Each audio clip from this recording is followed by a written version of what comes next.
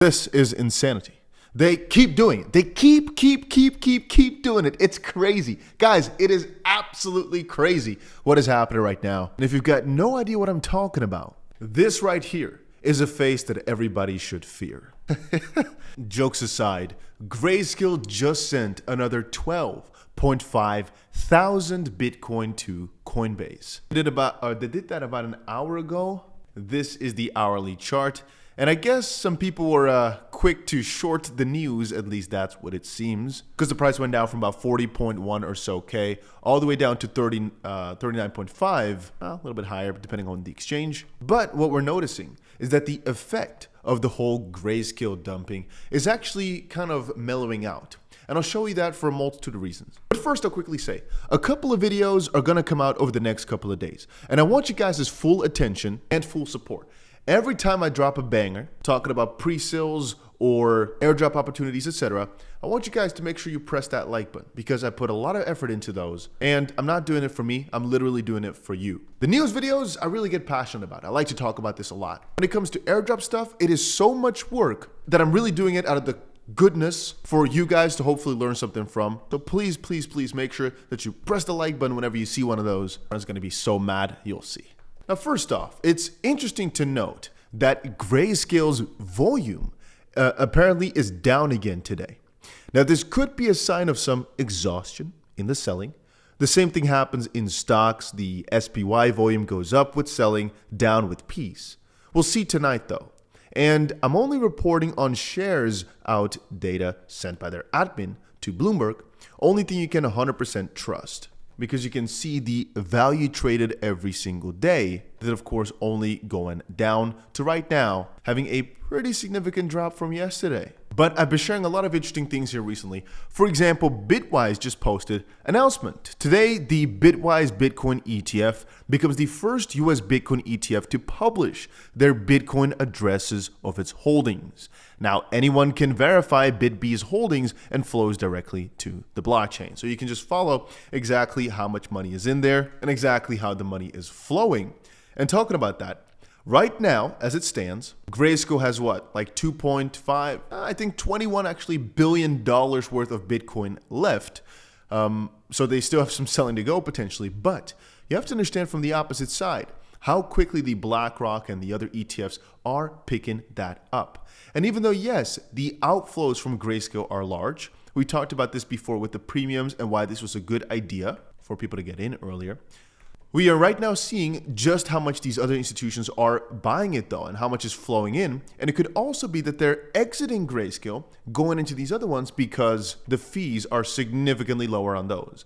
Then again, the amount of money that's right now flowing in is so exorbitant and people don't understand it. These Bitcoin ETFs have such crazy interest. Remember, they said no fees for the first X amount of months or the first year unless we hit like 1 billion or we hit 5 billion. And look at how crazy the numbers are going. Now, I'll add to it that this morning, we were all looking at the Grayscale Bitcoin sends, looking for them to send out money. And they only sent out 1,000 Bitcoin, which was really confusing. And then a little bit later, they sent a significant amount more. And right now, the total, as I said, is pretty significant in terms of what they've sent. However, all in all, this is so bullish. And I don't understand the people that are not following the strategy, which I described on our second channel, that is called Dusty Trades, by the way. Because what we're talking about now is just making sure we buy our way lower for like the medium term here for the next few months. Because I do not believe these institutions will give up. And I do not believe they will not just keep stacking more Bitcoin. It took MicroStrategy so much longer to get to what BlackRock and all these guys are doing in like a week or so. But take a look at this video. I mean, I will say by every measure, this launch has gone incredibly well. We've really seen a groundswell of interest coming from many directions. When you look at volumes, when you look at flows, when you look at how the product itself is trading, the iShares Bitcoin Trust, what we like to refer to as IBIT, has traded more than $3.5 billion. Since its launch just a little over a week ago, we've brought in more than 1.6 billion in flows. We're the #1 issuer, new issuer, both in terms of volume as well as flows. When you look at the spreads, we're trading at a penny wide. This is exactly what you want to see. What we're here for is to provide investors access, and that's exactly what we're doing. So what's next for BlackRock products? I mean, does this now clear the way for consideration of an Ethereum ETF as well? Well, it's really interesting, and thank you for the question. It's a great question because this is really what innovation is all about. We are constantly thinking about what it is that our clients need, staying ahead of those needs, and so we're going to continue to do that. We've been at the leading edge of innovation, and we will continue to be as well. It doesn't follow a straight path. It involves risk, but that's what we're here for, and that's what we love. Then there's more of a story about regulations, how they would embrace it, and she says, well, the reason they went for it is mostly just demand, right? People want to have access to this asset class, and that's why it passed, but that they welcome regulations. And I think that most people I've spoken to are on that same curve of regulations are fine as long as they don't mess up my flow of money. And now I understand, wait a second. I mean, any drug cartel guy can say that, like, oh, regulations are good if it don't touch my money. But I mostly, I just see it as crypto regulations coming in are fine if they want to make sure there's no illegal activity the way we see it now going on, like no money laundering, no funding of things that should not be funded, perhaps. On the opposite side, I do in some instances feel as if the people that want to have something to say shouldn't have anything to say of what you do with your money. But that's a longer debate. If we're talking about the development of the industry, yeah, regulations will most likely draw more people in, but at the same time, those regulations are happening. However, they're happening really, really wrong because guys like Gary Gensler are trying it out, right? Those are at the forefront who are mentally interesting. But I'll show you with numbers here once more. Just see. Nate says you can now watch exactly how they're growing in real time, but even Bitcoin Archive just posted, update. The 9 new Bitcoin ETFs have bought 102,000 Bitcoin in just 7 days of trading. It took MicroStrategy a year to buy 100,000 Bitcoin. Wait until the FOMO kicks in. I keep telling you, there's 2 things we're all watching right now.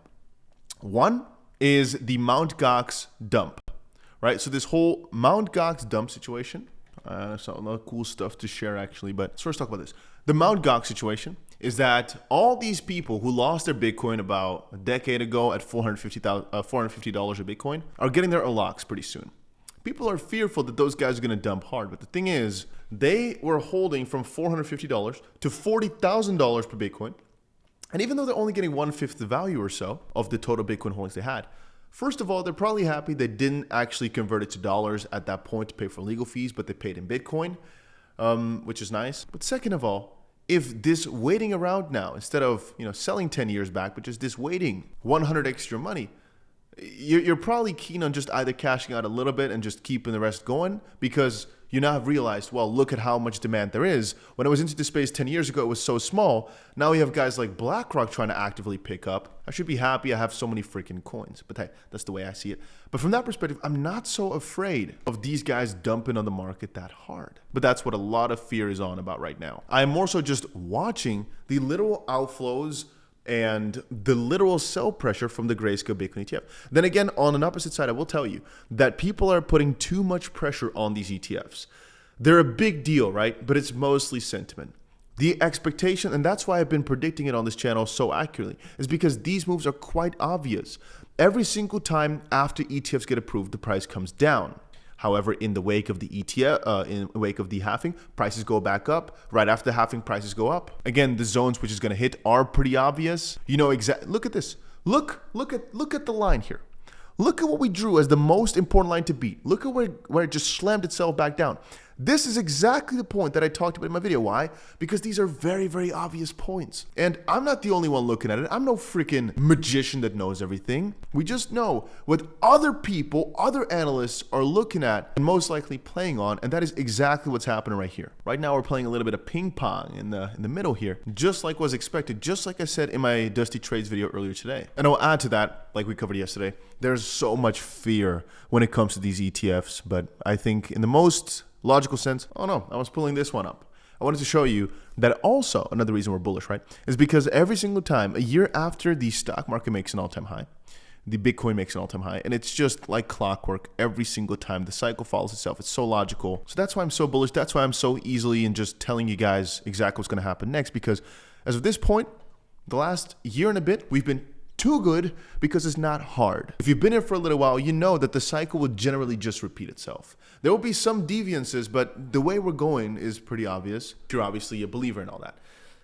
I will say then again that from that perspective, knowing what's going to happen next just ain't so hard in the grand scheme of things. I don't think anybody on this planet knows if the price is going to go up or down 1% over the next minute or so.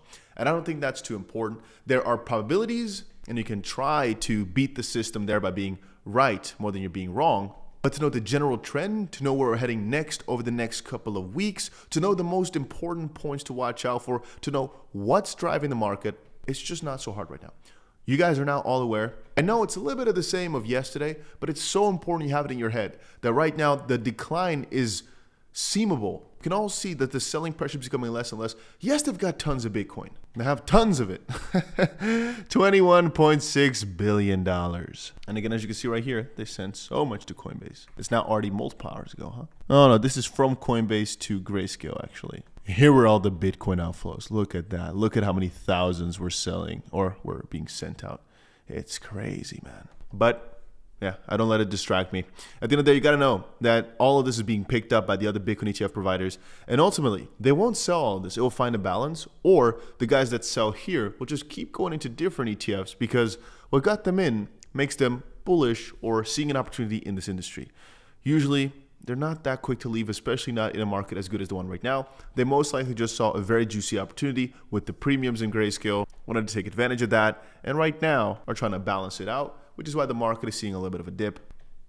Led by Grayscale, not fully caused by Grayscale though. And the recovery, it won't have that much to do with Grayscale. It'll happen regardless, even if the pressure is so significant from all these guys trying to sell. It does not matter that much. But yeah, that's just my opinion.